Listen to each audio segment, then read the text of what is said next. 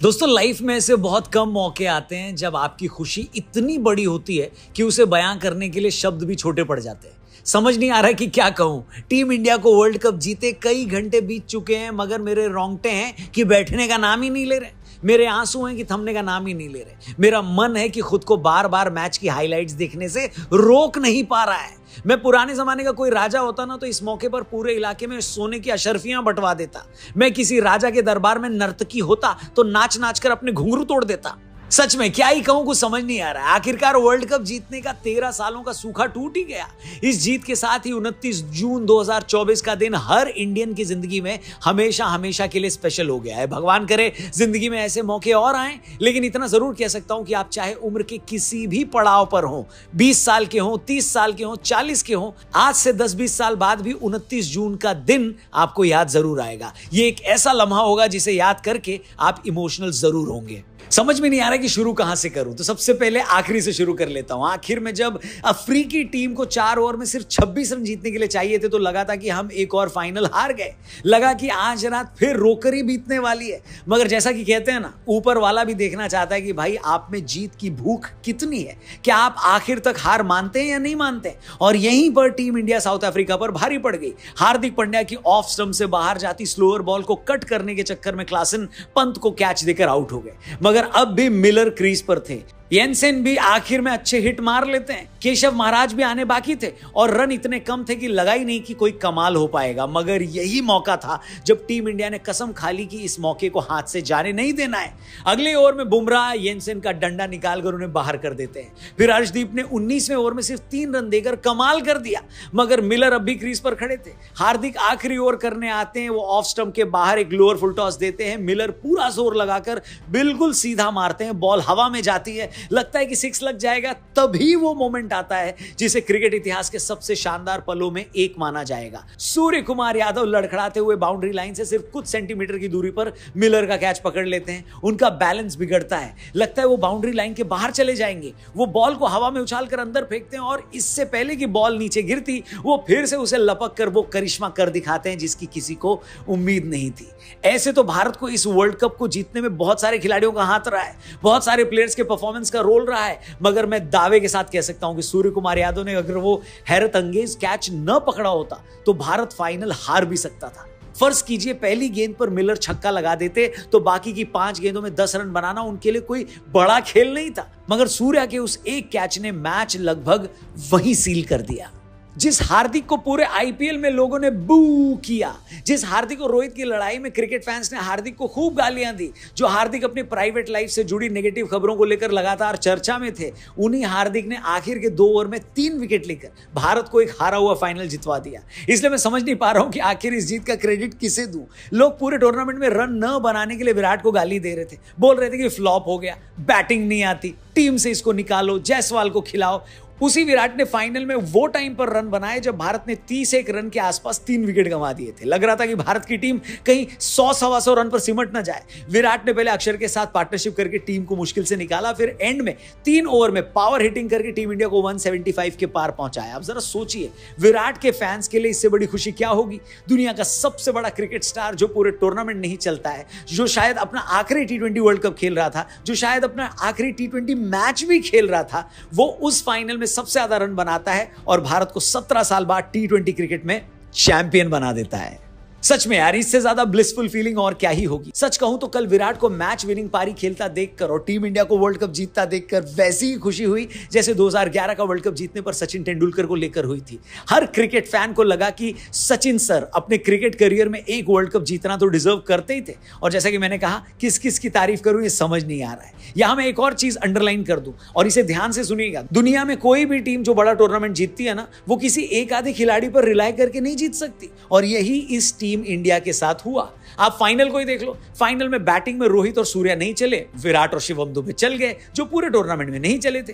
Final में bowling में कुलदीप ने कमाल नहीं किया तो लास्ट में हार्दिक ने अपनी बॉलिंग से सिंगल हैंडेडली मैच जिताया। सूर्या फाइनल में बैटिंग में नहीं चले तो उन्होंने कैच से फाइनल जितवा दिया।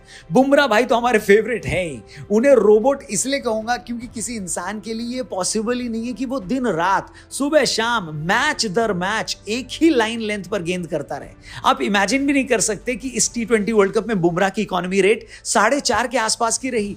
T20 मैचों में 4.5 की इकोनॉमी, क्या ये मजाक है क्या? फाइनल में भी आखिर में जब लगातार रन जा रहे थे तो लास्ट के उनके 2 ओवर ने कमाल कर दिया। और मजे की बात यह है कि बुमराह तो जीनियस है ही, मगर इंडिया की तरफ से इस वर्ल्ड कप में सबसे ज्यादा विकेट अर्शदीप ने लिए। अक्षर पटेल ने इस वर्ल्ड कप में ऐसा परफॉर्मेंस दिया कि बहुत सारे लोग 500 के नोट पर असली बापू की जगह गुजरात के इस बापू की पिक्चर लगाने की डिमांड कर रहे हैं। मतलब अक्षर भाई ने इस वर्ल्ड कप में अपने गेम का लेवल क्या ही अप किया है। ऑस्ट्रेलिया के अगेंस्ट मैच में एक हाथ से बाउंड्री पर कैच लेकर उन्होंने पूरा मैच ही पलट दिया। सेमीफाइनल में इंग्लैंड के अगेंस्ट एक ही ओवर में 2 विकेट लेकर उन्होंने पावर प्ले में ही इंग्लैंड को मैच से बाहर कर दिया। और फाइनल में जब 3 प्लेयर आउट हो गए, team India down and out लग रही थी, उस वक्त ऊपर आकर काउंटर अटैकिंग इनिंग खेलकर उन्होंने पूरा मैच पलट डाला। मतलब क्या ही तारीफ करूं इस बंदे की। बापू तुम सच में कमाल है भाई, तुम्हें ये पूरा देश झुककर सलाम करता है बापू, झुककर। उसी तरह कुलदीप भाई की बात न करें तो लगेगा कि एक बहुत बड़े स्टार प्लेयर को हमने मिस कर दिया है। कुलदीप यादव ऐसे हर प्लेयर के लिए एक मिसाल है, या यूं कहूं कि ऐसे हर एक इंसान के लिए मिसाल है जिसे अपनी लाइफ में बुरे दिन देखने पड़ते हैं। मुझे याद है कुछ साल पहले कुलदीप यादव पूरे ऑस्ट्रेलिया टूर में बेंच पर बैठे रहे। मतलब टीम इंडिया ने रिजर्व प्लेयरों को चांस दे दिया था मगर कुलदीप को नहीं खिलाया था। मगर उसके बाद उन्होंने अपना बॉलिंग एक्शन चेंज किया, अपनी स्पीड बढ़ाई, वेरिएशन पे काम किया और देखो आज वो कहां है। ऑस्ट्रेलिया वाले मैच में जब हर किसी की पिटाई हो रही थी, यहां तक कि एक ओवर में बुमराह की भी पिटाई हुई, उस टाइम अकेले कुलदीप ने टीम इंडिया का मैच में कमबैक करवाया। इंग्लैंड वालों को भी समझ में नहीं आया कि कुलदीप को कैसे खेलना है। इसीलिए मैं बार बार अंडरलाइन कर रहा हूं कि कल अगर टीम इंडिया जीती है तो ऐसे प्लेयर्स की परफॉर्मेंस की वजह से जीती है। कुलदीप भाई के कनपुरिया होने पर उनको एक्स्ट्रा सलाम तो बनता ही। बाकी लास्ट ईयर अगर हम फाइनल नहीं जीत पाए थे तो उसके भी कई रीजंस थे। सबसे बड़ा रीजन तो ये था कि लास्ट ईयर हुए 50 ओवर के वर्ल्ड कप में फाइनल से पहले किसी ने टीम इंडिया को चैलेंज ही नहीं किया था। इंडिया के टॉप 4 लगातार रन बना रहे थे, लोअर मिडिल ऑर्डर भी ट्राई नहीं हुआ था, बॉलर भी किसी मैच में अंडर प्रेशर नहीं आए थे। लेकिन इस T20 वर्ल्ड कप में इंडिया ने फाइनल से पहले बहुत सारे क्लोज मैच जीते। हमने पाकिस्तान को 120 जैसे छोटे टोटल के अंदर भी हरा दिया। हमने ऑस्ट्रेलिया की तगड़ी बैटिंग लाइनअप के सामने 206 का टोटल भी डिफेंड किया। फिर इंग्लैंड के अगेंस्ट हमने स्लो पिच पर 170 बनाए और अफ्रीका के अगेंस्ट फाइनल में पहले 3 विकेट गिरने के बाद भी 176 बना डाले। फिर सेकेंड इनिंग में जब लग रहा था कि अफ्रीका आसानी से जीत जाएगा, तब आखिर के 4 ओवर में 26 रन डिफेंड किए। अब इससे आप क्या समझे? इससे यही समझना चाहिए कि भाई कोई भी टीम तुक्के से वर्ल्ड चैंपियन नहीं बन सकती। आपको लगातार कंसिस्टेंटली खेलना पड़ता है, आपके हर प्लेयर को परफॉर्म करना पड़ता है। आप सिर्फ 2 या 3 प्लेयर पर रिलाय नहीं कर सकते, आपको लास्ट तक हार नहीं माननी होती है।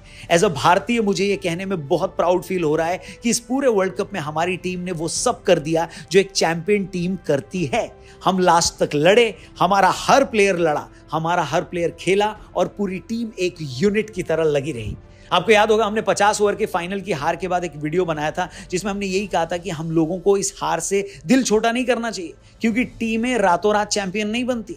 तब हमने आपको ये बताया था कि कैसे एक वक्त टीम इंडिया वर्ल्ड कप जैसे टूर्नामेंट के सेमीफाइनल में भी नहीं पहुंच पाती थी। फिर वो वक्त आया जब हम सेमीफाइनल और फाइनल में तो पहुंचने लगे, लेकिन लास्ट हर्डल क्रॉस नहीं कर पाते थे। और उस वीडियो में हमने ये भी कहा था कि आप देखिएगा जल्दी ऐसा टाइम आएगा कि जब टीम इंडिया फाइनल में चोक करना बंद कर देगी। इस तरह टीम इंडिया ने वर्ल्ड कप के सेमीफाइनल में पहुंचने को अपनी आदत बना लिया है, उसी तरह वो बहुत ही जल्द टूर्नामेंट जीतने की भी आदी हो जाएगी। पिछले 2 सालों में ये टीम इंडिया का चौथा आईसीसी फाइनल था।